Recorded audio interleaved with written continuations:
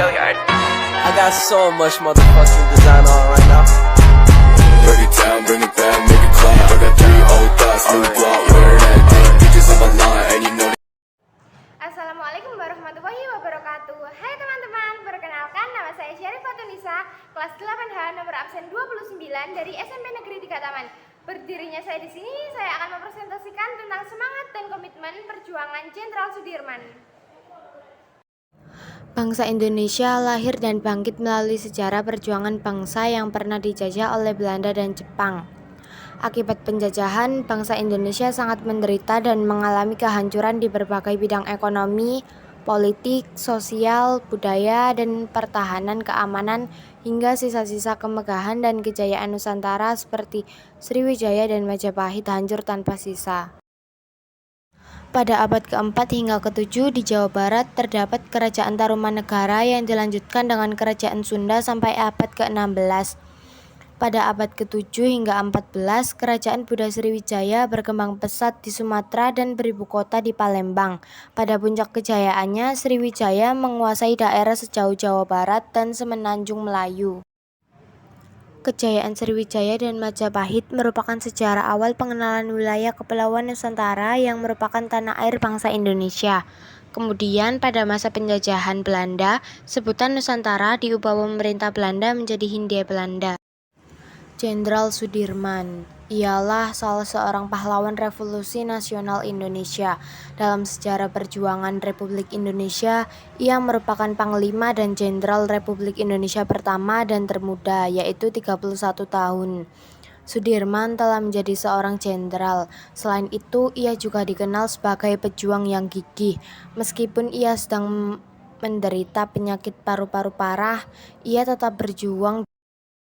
Sudirman lahir di Purbalingga, Jawa Tengah pada 24 Januari 1916. Ia berasal dari keluarga sederhana. Ayahnya bekerja di pabrik gula Kalibagor Banyumas dan ibunya keturunan Wedana Rembang. Sudirman memperoleh pendidikan formal dari sekolah tamat siswa. Ia kemudian melanjutkan pendidikan ke HIK Sekolah Guru Muhammadiyah, Solo, tetapi tidak tamat. Selama menempuh pendidikan di sana, ia pun turut serta dalam kegiatan organisasi pramuka Hizbul Wathan. Setelah itu, ia menjadi guru di sekolah HIS Muhammadiyah di Cilacap. Ia kemudian mengabdikan dirinya menjadi guru HIS Muhammadiyah Cilacap dan pemandu organisasi pramuka Hizbul Wathan tersebut. Pada zaman penjajahan Jepang, Sudirman bergabung dengan tentara Peta di Bogor. Pasca Indonesia merdeka dari penjajahan Jepang, ia berhasil merebut senjata pasukan Jepang di Banyumas. Kemudian beliau diangkat menjadi komandan batalion di Kroya setelah menyelesaikan pendidikannya. Lalu ia menjadi Panglima Divisi 5 di Banyumas sesudah TKR terbentuk dan akhirnya terpilih menjadi Panglima Angkatan Perang Republik Indonesia atau Panglima TNI. Perang Palangan Ambarawa melawan pasukan Inggris dan Nica Belanda dari bulan November hingga Desember 1945 adalah perang besar pertama yang ia pimpin. Karena ia berhasil memperoleh kemenangan pada pertempuran ini, Presiden Soekarno pun melantiknya sebagai jenderal. Sudirman meninggal pada 29 Januari 1990 karena penyakit tuberkulosis parah yang ia derita.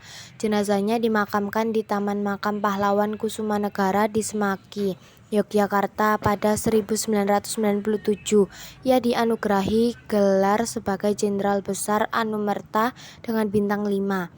Pangkat yang hanya dimiliki oleh 3 jenderal Republik Indonesia sampai sekarang.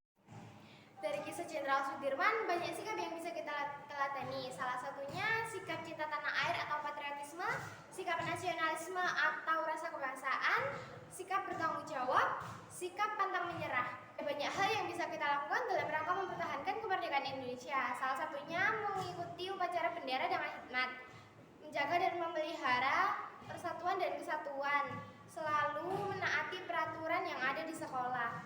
Bring it back, make it clap. I got 3 old thoughts, new block,